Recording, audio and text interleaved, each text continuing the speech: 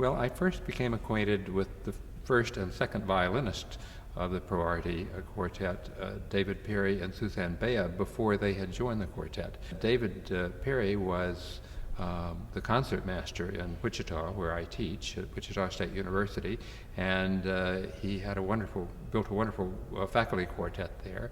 And Suzanne Bea was the leader of the graduate quartet. She was David's student at that time. David and I had talked about doing a piece either for the quartet or possibly a solo piece for him.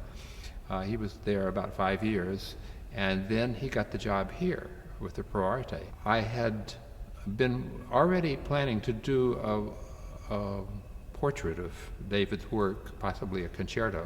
He's a very virtuosic player. And I already had plans for the second quartet, which at that time would have been my first quartet. It was based on an ancient Chinese legend about the transformation of the Chinese philosopher Zhuangzi into a butterfly. And so this would become the vehicle for a virtuosic quartet, with the violinist, the violin becoming the soul of the butterfly.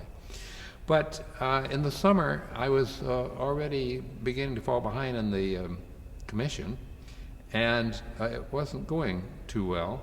And suddenly I began to I was watching also news items, and that was a summer in which there were bombings of our embassies in, I believe, in Tanzania. And close to where I lived in Wichita, there was a grain elevator explosion.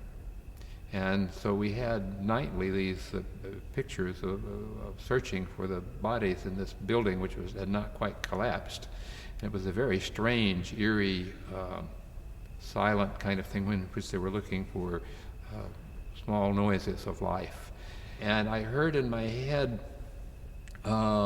giant chords followed by explosions. And so I actually produced an opening like this and put it on the computer, and I have facilities nowadays to play back the sounds of a string quartet. And it was very powerful, and I thought, what is this? I'm not angry, and I want to do this lighter quartet, but this intruded, and I finally decided I have to go with this.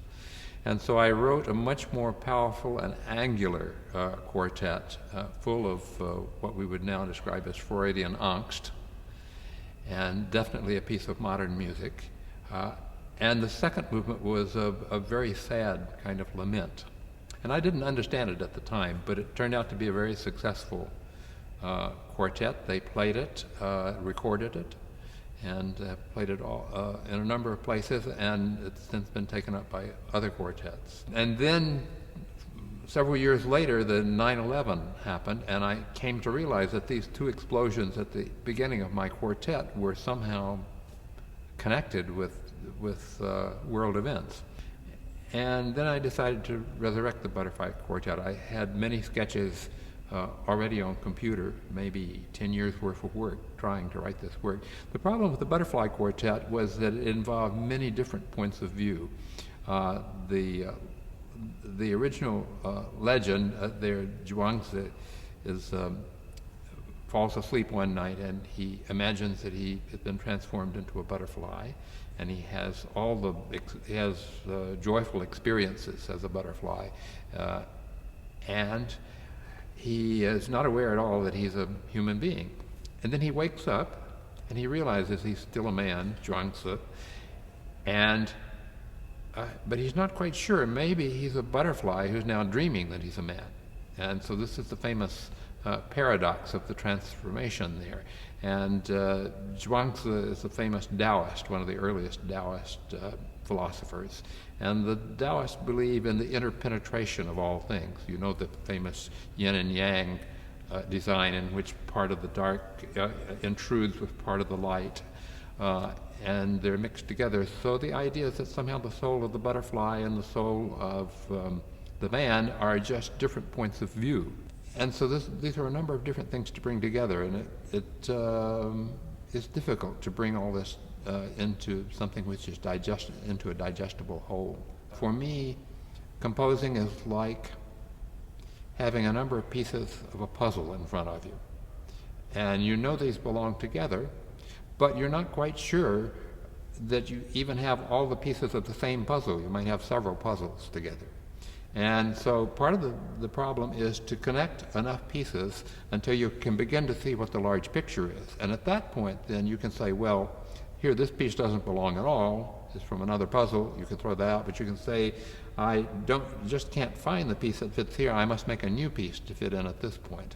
And the Pro Arte Quartet plays this work beautifully. I'm delighted with it. And my work goes in cycles. I'll have 10 years of a lot of productivity, and then I'll have maybe 4 or 5 years of not composing much. I also teach, and I play the clarinet in a trio, so I can always shift to other activities.